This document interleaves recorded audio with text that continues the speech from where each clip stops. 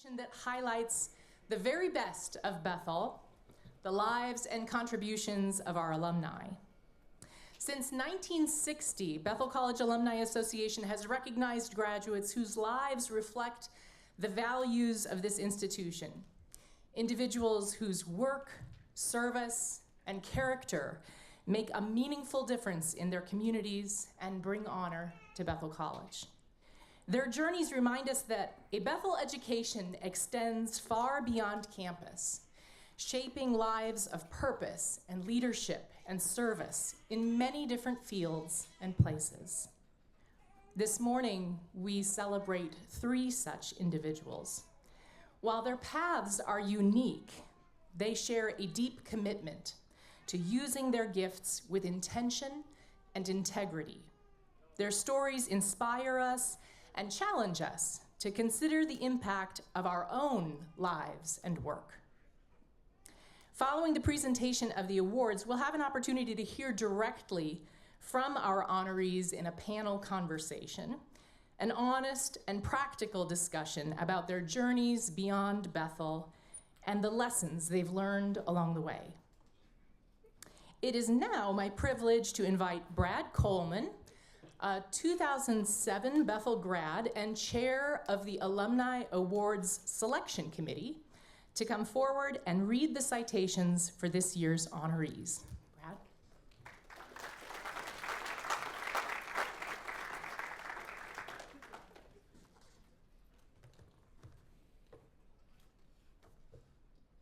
This morning, I am pleased to represent Bethel College and the Bethel College Alumni Award Committee in recognizing our 3 award recipients. Before we get to the awards, I want to thank my fellow Alumni Award Committee members, Hope Lee, Carolyn and Mark Weedle, Letitia Tish Nielsen, and Jensen Kingsley for the work of going through these nominations.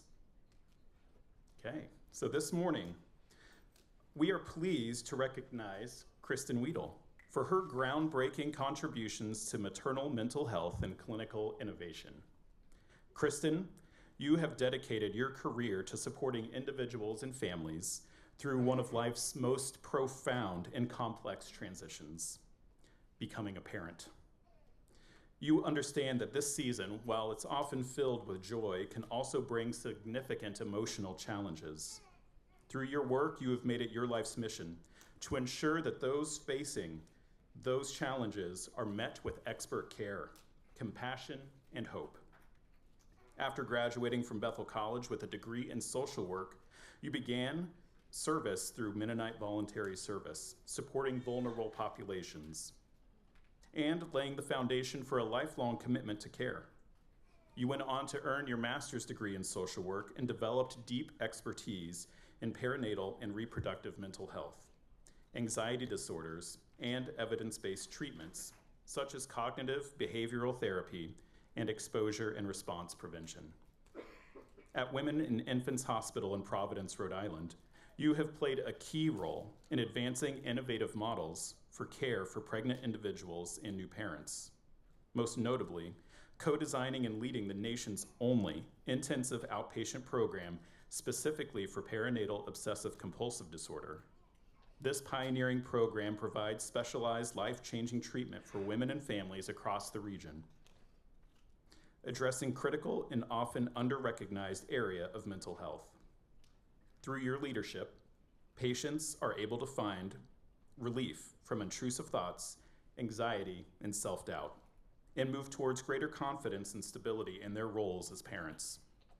Beyond your clinical work, you are deeply committed to the education and mentorship. You trained and supervised students, residents, and clinicians from multiple disciplines so that the next generation of mental health professionals is equipped with the tools and understanding needed to provide compassionate, evidence-based care. Your influence extends far beyond your own practice, shaping the future of maternal mental health and care through those that you teach. Kristen, your work reflects innovation, compassion, and excellence at the highest level. Your impact on women, infants, families, and future clinicians is both profound and far-reaching. we are very proud to honor you as this year's Young Alumnus recipient. Let's give Kristen a round of applause.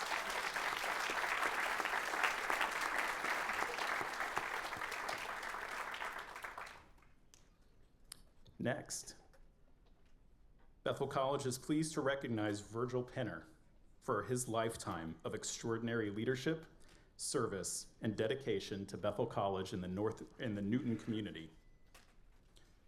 Virgil, your influence can be seen not only in the lives that you've touched, but in the very fabric of both this campus and the city of Newton. Through decades of your visionary leadership, you have helped shape how Bethel College and the surrounding community look, function, and thrive today. Virgil is a very proud Bethel College graduate and student athlete. And I will pause here, and I would say that most of you have probably eaten a meal at his house at one point during your Bethel career. Virgil began his career in education, teaching and coaching at the high school and collegiate level. Whether in the classroom or on the field, in administrative leadership, you have demonstrated a deep commitment to mentoring young people and helping them grow personally and athletically. Your service to Bethel College spans multiple decades and multiple roles, including athletic director, annual fund director, and director of alumni relations. In these positions, you played a pivotal role in strengthening the college's connection to its alumni and surrounding community. Virgil helped lead the Centennial Capital Campaign and transformed Fall Fest into the signature event we see today, while also creating the Taste of Newton, an enduring partnership that continues to bring the college and community closer together. Your leadership expanded programs such as Student Alumni Association, the Host Family Program, and numerous other initiatives that continue to enrich the Bethel College experience. Beyond campus, your impact extended across the Newton community through your leadership as the CEO of the Newton Chamber of Commerce. There, you championed projects and initiatives that enhance the vitality, visibility, and economic development in this community. Your work helped shape downtown Newton.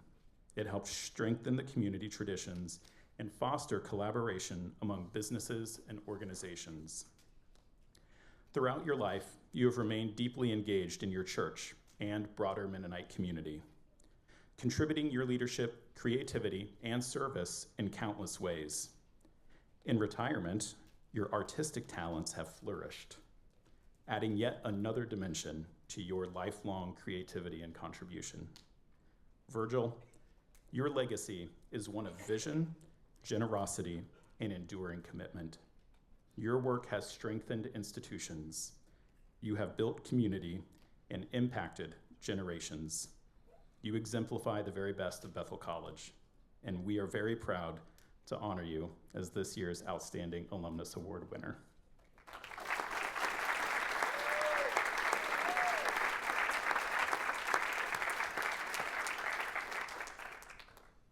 Last but not least, Bethel College is pleased to recognize Tim Weens for his distinguished career and leadership, service, and innovation in the field of developmental disabilities and inclusive housing.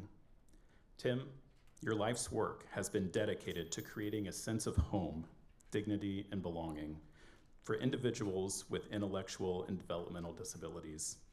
What began in 1978 as a small church-led ministry grew under your leadership into the Jubilee Association of Maryland, a nationally respected organization serving more than 140 individuals in dozens of community-based settings.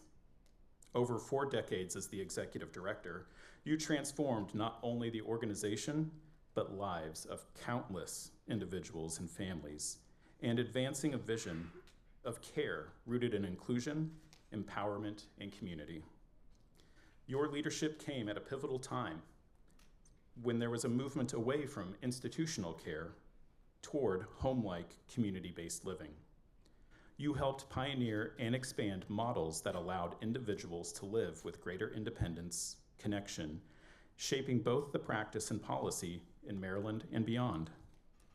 Jubilee became known for excellence and innovation, as well for its strong, mission-driven culture that supported both those receiving care and those providing it. Beyond Jubilee, your influence extended through leadership roles at the local, state, and national levels. You served on key boards and committees, including the Maryland Association of Community Services, where your help guided quality standards and organizational development across the field. Your work earned recognition at the highest levels, including honors for outstanding professional achievement and lifetime service awards. Even in retirement, your commitment has not slowed. Through your leadership with Maryland Inclusive Housing and your consulting work, you continue to advance innovative housing solutions and support organizations in building stronger, more inclusive communities. Tim, your career reflects a deep and abiding commitment to service, leadership, and a belief that everyone deserves a place to call home. Your work has transformed systems, strengthened communities, and improved countless lives. You exemplify excellence, and we are proud to honor you as this year's Distinguished Alumni Award recipient. Congratulations.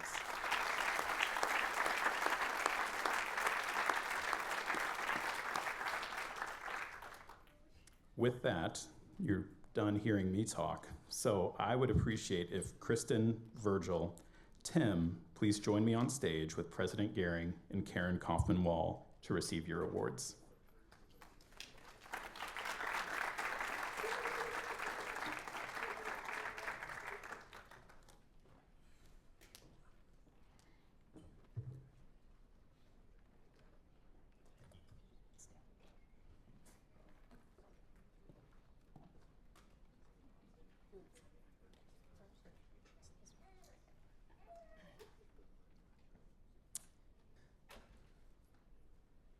The 2025 Bethel College Young Alumnus Award is conferred upon Kristen E. Weedle for the profound impact her work has had on the lives of perinatal women, their infants, and families.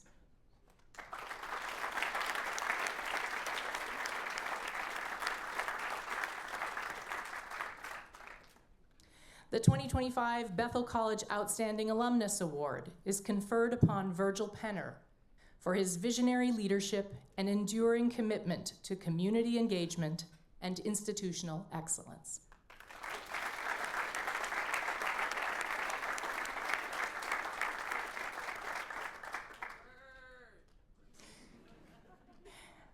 And the 2025 Bethel College Distinguished Achievement Award is conferred upon Tim Weens for his award-winning career advocating for and serving individuals with intellectual disabilities.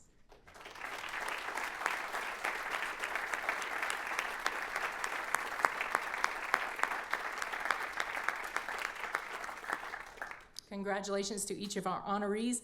At this time, if you'd like to have a seat,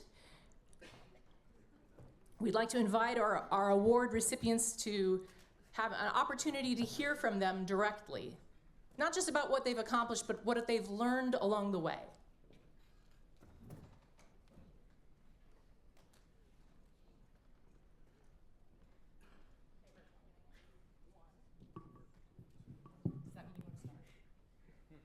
So up first. So you've each had remarkable journeys, and we've heard a bit about your accomplishments, but I'd love to begin by focusing on what you've learned along the way. So, Virgil, what's one lesson your career has taught you that you wish you had known as a student? That sometimes you pay a greater price for success than the outcome. And I think that's true for athletes. You got to pay the price to be successful. Same question. One thing I've learned. So I think one of the things that I think I started at Bethel, and I've always tried to do, is to see the future for myself, for my organization, and to think about, where do I want to be in 5 years, in 10 years? Where do I want my organization to be? And trying to figure out how to do that. What are the clues? How do you go about doing it? Because the future is never clear, but it's important to look and finding ways to look and see the future. Kristen, I'll say it to you this way. What's one part of your journey that doesn't usually make it into the bio, but has been the most meaningful to you personally? Yeah, I think that, hard work and dedication to service certainly is very important. But the thing that I think has led me to be where I am today are the people that are around me and the communities that I've built around me. Becoming a mother certainly has become a profound part of my journey. But my parents who are here today, my husband, my 2 children, and 4 of my mod mates who I lived with here at Bethel, and all of the nurturing I did of those relationships, I think is actually some of the most important parts of why I'm doing what I am doing today. I couldn't have done it without them. It's really helpful to hear about these moments of success and the things that go into it. That's helpful. But not everything goes according to plan. And so I'm wondering, Kristen, if you can share with us what part of your journey didn't go according to plan and it ended up shaping you the most. One thing when I chose social work, one of the reasons why I chose it is because I was very interested at the time in working with people who were living with HIV and AIDS. And that is what I really dedicated myself to at the beginning of my career. I lived in San Francisco for a little while and worked with that population. And that's what I thought I was going to do. And now I do something that has nothing to do with that. And so, just being able to navigate those changes and understand that, what I learned then still influences what I do today, but it looks very different than what I ever imagined it being when I was here at Bethel. Tim, similar for you. Can you share a time that you faced failure or significant doubt? You can air your dirty laundry here. And how did you move through it? So I could go on for a long time. So I went to Inman High School. I'm an Inman boy, and high school was not a great experience for me. It was, especially my freshman and sophomore year. And I had trouble with friends. I was bullied when I was young. I didn't do well academically. I didn't do as well athletically as I thought I should. It was just kind of a dark time. And my mother always believed in me, and I think that was kind of one of the things that pulled me through. But coming out of that, there was a determination. There was kind of a dark period, and there was a fire in my belly, I guess. I wanted to show that I could do it, right? And so I was telling my brother Keith, and all of my siblings went here, and my older sister Pam, and they were the smart ones, right? They did all the great things academically, and not so much Tim. And so it was just in college I found my pace, and I found my call, and I found my passion. I always say to myself, these people may be smarter than me, but they can't work harder than me. And so that was kind of the fire in my belly, if you will. Virgil, how about you? Do you have a reflection on adversity that you've faced and how you have come through it and it has shaped you? Well, there's a lot of jobs that I took too big a bite, but I chewed it up and spit it out and went on my own way. One of the things that I keep telling my family when I die at my funeral, I want Frank Sinatra's song, I Did It My Way, played, because I usually won with a lot of hard work. And a lot of times my success in working with community people and creating things like the YMCA and the golf course and all those kind of things, I had to collaborate with a lot of people. And I realized that you have to encourage people to be involved. And that's really important as individual students, wherever you go to work, make sure that you encourage other people around you and also try to do your best and do more than what is expected, and you're going to be successful. I'll let you keep the mic. And I want to ask you, you certainly recall being a student and sitting in this audience listening to Convocation, and I want to ask you to reflect on your Bethel experience and if you have, looking back, what was the most valuable to you from your Bethel experience? Well, Tim was telling you about coming from Inman High School. I went 8 years to a one-room school building with 9 students. And then I came to Newton High School and walked in a class of 32. So you talk about adjustment and cultural shock.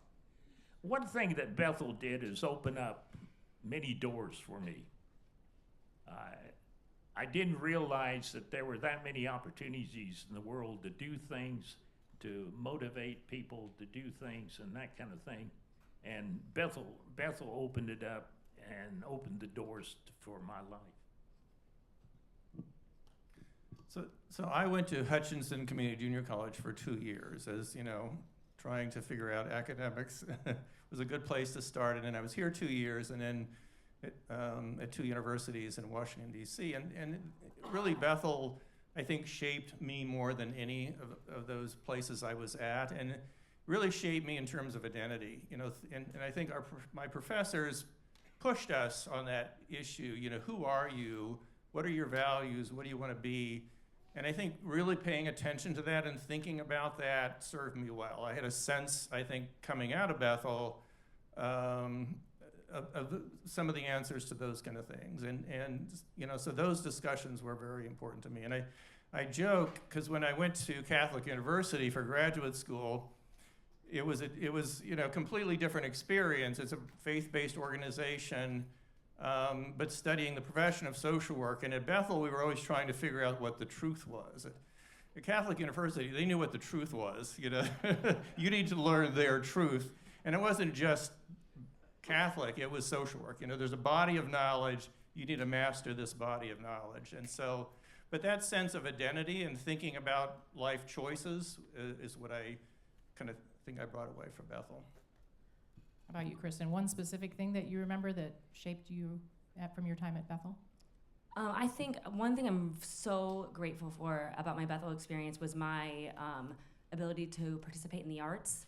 I was in the concert choir, and I also did a lot of theater productions while I was here.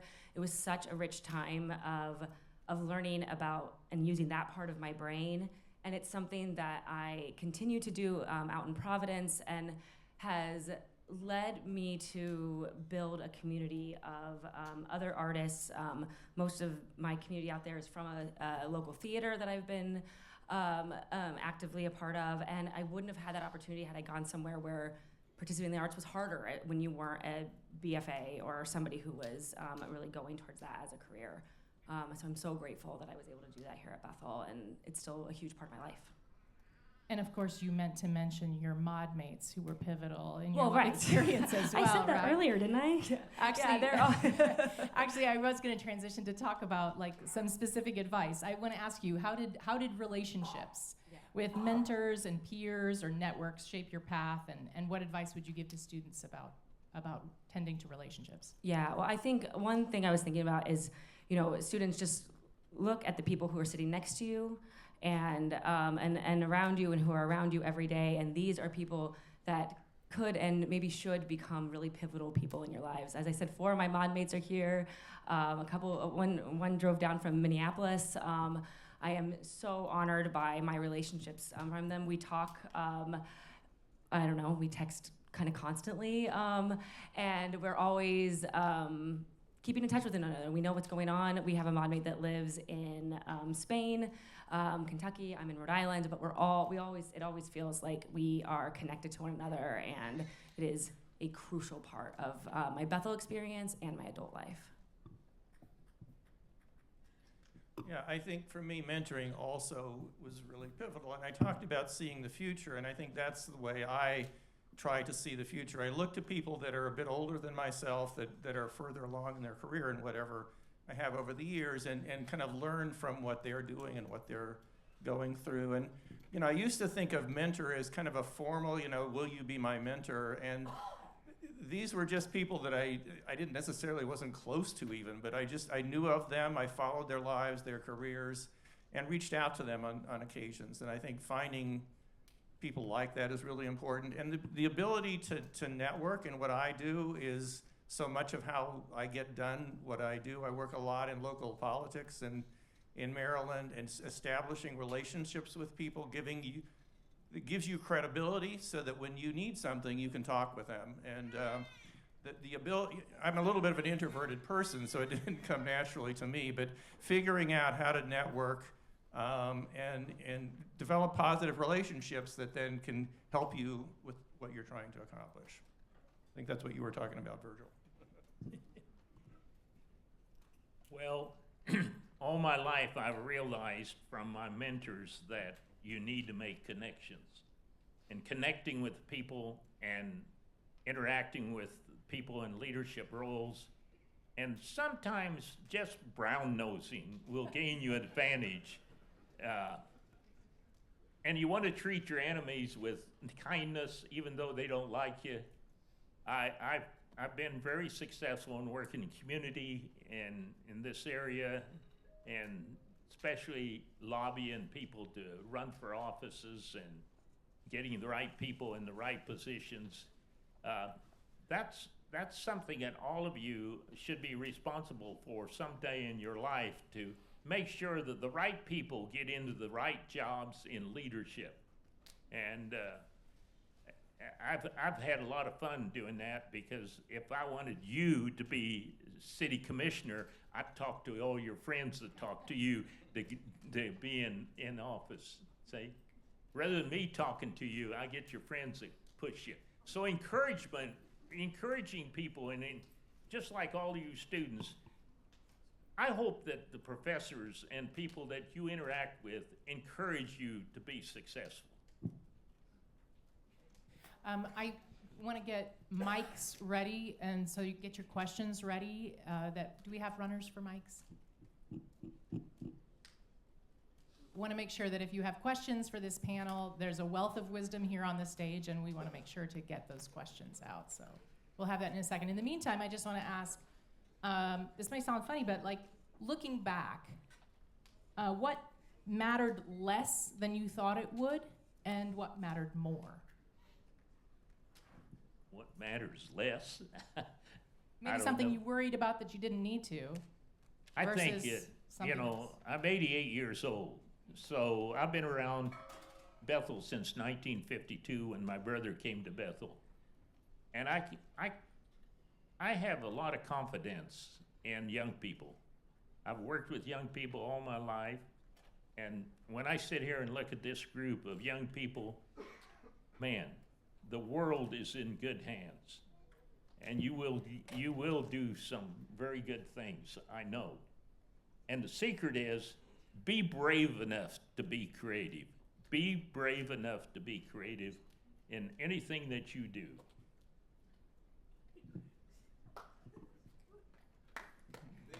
Yeah, really.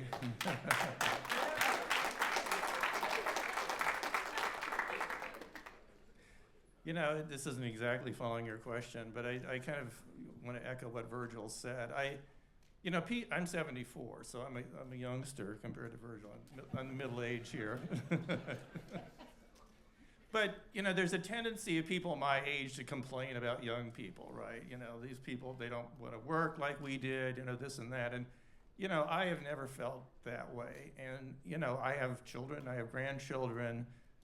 We have interns where I work who are in college, and I continue to be impressed with your as students here of your generation and the things that you're doing. So I am not depressed about the future and what the future might bring. I think there's, worrying about the stress of things that are facing you, worrying about the stress of the future is something that I always try to do less of, but not always successful with that. Relationships are important, and cultivating relationships with your family, with your peers, et cetera. And I think that's something that, I always try to do more with. Well, if we're doing age disclosures, I'm 40, and I think something that I am still learning at this point in my life is how little it matters what other people think about me. and their opinions of me. And I think it's particularly for women in the workforce, it is something that is very hard to overcome. We are taught to defer to others. We are taught to listen first and speak second. And I think that is something that younger generations are pushing through and are starting to understand that their voice as a young woman is just as important as anybody else's voice in the room. And I would say that is something for all of you to remember, that you have a right to say what you're saying just as much as anybody else. Thank you for that. Thank you, I like that. Let's open it up now for questions. What is it that you want to ask? Tap into the wisdom and the information that they have to share with us today. Raise your hand and I think we'll get a mic to you.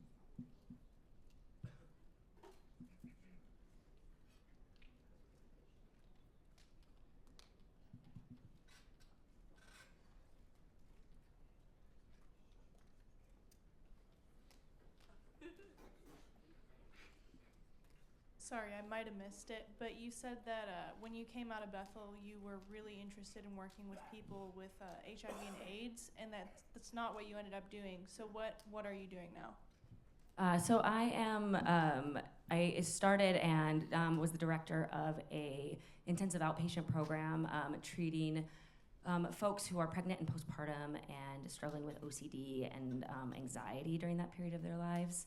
And it is a really exciting new thing. There's a lot of research that's being done about OCD in the perinatal period, but not a lot of practical treatment that's happening. And it was really exciting for me to be a part of the team that created this program, and then I had the opportunity to direct it for a few years. Yeah.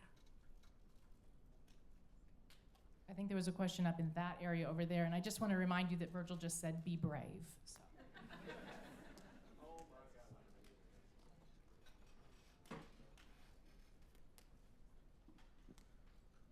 If you're willing to share, did you have any experience with OCD and what got you into the work with OCD in the postpartum and perinatal process? I don't have any personal experience with OCD, a lot of clinical experience with OCD, but the thing that I find really interesting about treating OCD is that it's really relatable even for folks who are not struggling with a diagnosable, like a clinical presentation of it. We all have thoughts we don't like. We all have thoughts that are scary to us. We all have thoughts that kind of come back and annoy us and bug us. And I think that is such a relatable thing about the human condition. And we also all find ourselves in pattern behaviors that we wish we could break out of and that we really struggle to do so. And so though I don't myself have experience with OCD, I could relate to pieces of it, and I think that really helped me connect with my patients, and still does, yeah.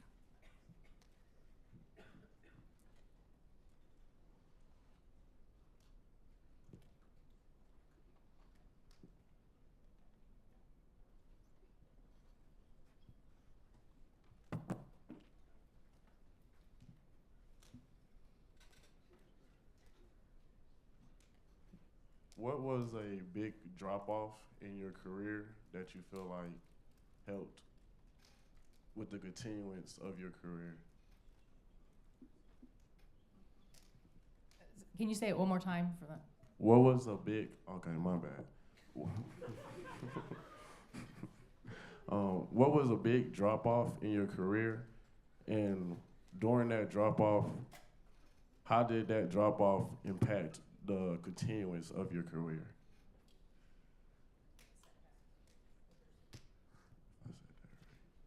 I got fired 3 times, but next job was better. So don't be discouraged if you hit the ceiling in a particular job. There's always opportunities knocking at the door if you're willing to open it. I think, your first job, your first professional job, if you will, is the hardest to get. You're starting kind of often from zero, and so, when I finished graduate school, I wanted to take a break, and then I did things to earn money for a little while, then I started looking for work, and it took me 3 or 4 months to find work, and that was an anxious time. But once I had a job, then my next move was to another job, right? And then you have this network, so I think it's getting started for me was the hardest. I think that the program that I worked in at Women Infants the Day Hospital, there was a time when there was some leadership changes, and I was really hopeful that I was going to be given a director's position at that time, and I was overlooked for somebody else who was newer than me. That I really felt like I had put in the time, and then I wasn't given the position, and it was discouraging. But I think it did provide an opportunity for me to think about what I wanted and where I wanted this to go, and kind of think more creatively about my career, rather than thinking this is the next step, this is the next step, this is the next step. Thank you. I think it's really helpful for all of our students to hear about the setbacks that you've all experienced, because it hasn't just been straight success. Thanks. Anybody? All of you have done like service work in your communities that helped like strengthen and build up your communities. What advice would you give to someone who's like looking to kind of go into that field that gives back to your community and helps like build up people that need it more than you? I guess I kind of, if you understand that.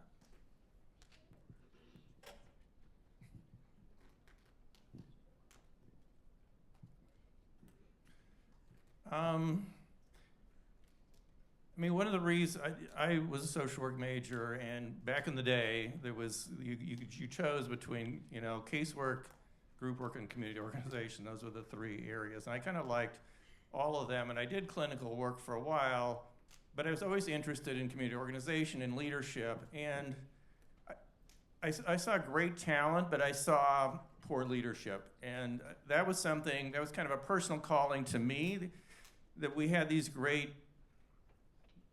big-hearted people doing great things and with poor leadership, and they deserved better. And so I think that was, organizations need great leadership, and so that the whole people doing the work can thrive. And I so often it's not there. So I guess that was one of my lessons learned, and that was my motivation to be in leadership and to provide a setting where the people that are doing the social work could thrive. I think one of the things that is the most important that I try to bring into my work is that you have to know what you don't know. And it's so important to understand that where your gaps in knowledge are, and that also that in a clinical setting, you never can fully understand the experience the person sitting across from you has had and what they've been through. And so listening and truly being present with them and their story is such an important part of connecting then to the community and learning more and being able to apply that knowledge elsewhere.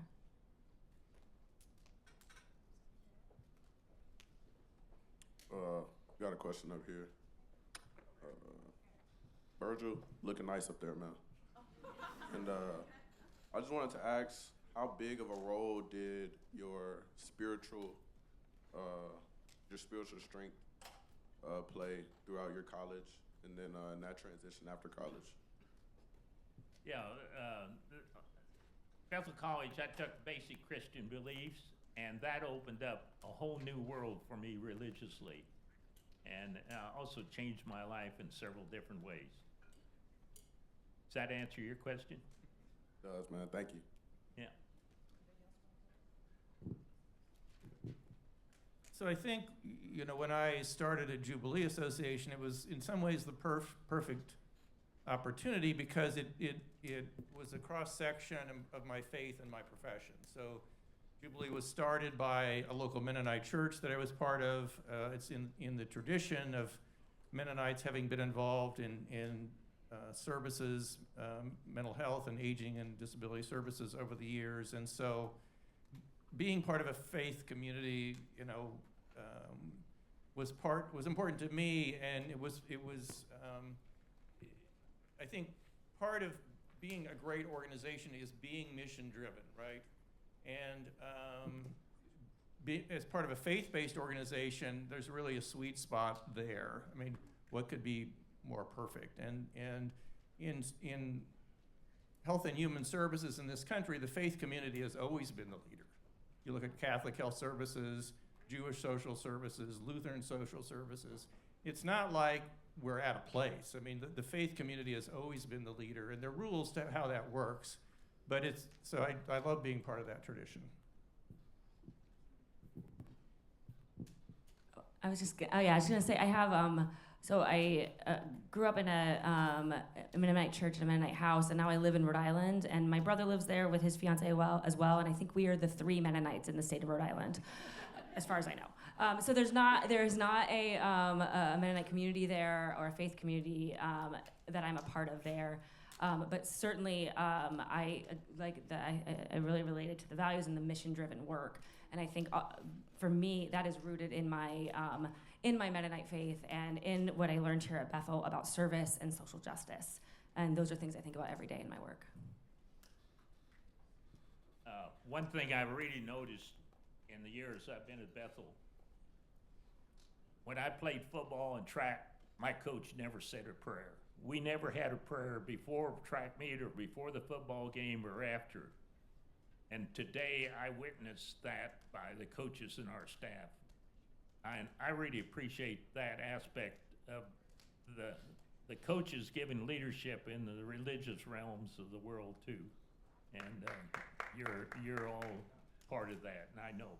And I'm impressed with how many of you are going to various gatherings here in town to worship, and also your religious interest in. Okay, understand that? I think there's one over there. Huh? Hello, my name is Xavier. So my question is specifically for Virgil. Y'all could answer if y'all like to. But I admire your faith and your values. And I remember you said that in your work, you worked with a lot of young people, and that you said that you're very fond of young people, and that you think that the world is in great hands, and that you just think highly of the younger generation.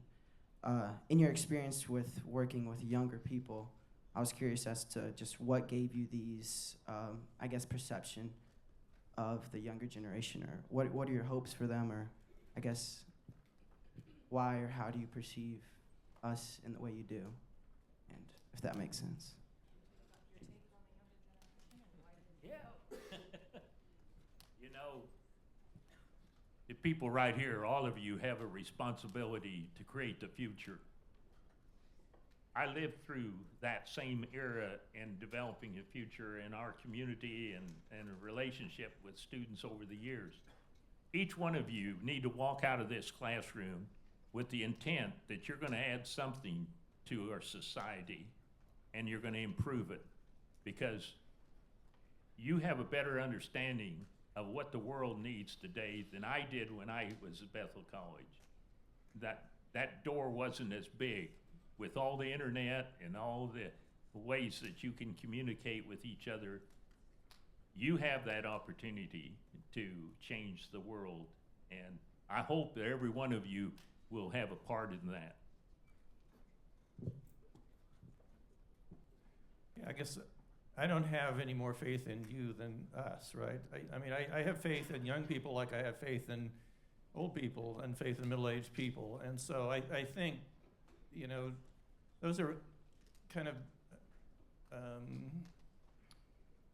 divisions that don't make any sense. I mean, people are people, and that the same passion that I had as young people and I have now, people have today. So I just think that there's a different perspective, but the essence is the same. So. Yeah, I don't know if I have a ton more to add. I mean, I agree. I think that this is a time where you start to understand who you are and maybe a little bit about what you want and where you're going. And I think there is this sort of dialectic, these two opposing forces of both being confident and knowing who you are and being dedicated to that. And then at the same time, being open to change and learning from the people around you. And sometimes those things are pushing up against one another. So it can be a little bit of a dance. But I think that it is an important part of the development of character. I used to resent when I was your age and in college. People would say, well, Tim, when you get into the real world, this is what it's going to be like. And I hated that, and I still hate that. I mean, what you're doing is the real world. I mean, the pressures you have, the decisions you're making, it's as real as what we're doing here, so. One last one. Probably the last question, specifically for Virgil, but I don't know if you two also follow athletics. Thank you, Virgil, for everything you've done for women's basketball team this year and all the meals and stuff. This group over here of girls was wondering who is your favorite team at Bethel? Who's your favorite team at Bethel? Asked by the women's basketball team. I'm smart enough to know it's the girls' basketball team. And the boys' basketball team. And the tennis team. And the golf team. And the cheerleaders. And the dance team. All those people went to national. Hey, they're great.